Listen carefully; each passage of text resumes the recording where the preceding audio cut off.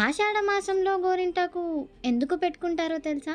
దాని వెనుక ఉన్న నిజమైన కథ ఏంటో తెలుసా? సరే తెలుసుకుందాం వచ్చేయండి.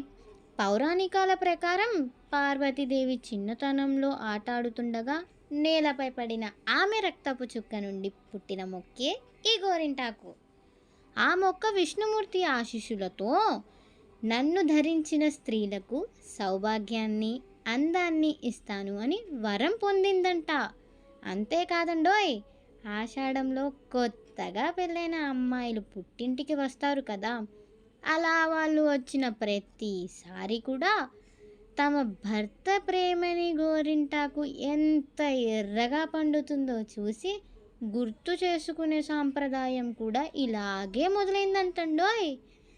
మరి ఈ ఆషాఢంలో మీరు గోరింటాకు పెట్టుకున్నారా? పెట్టుకున్నట్టయితే మీ గోరింటాకు ఎంత ఎర్రగా పండిందో కూడా కామెంట్ చేయండి. అలాగే ఎప్పుడు పెట్టుకున్నారో కూడా కామెంట్ చేయండి.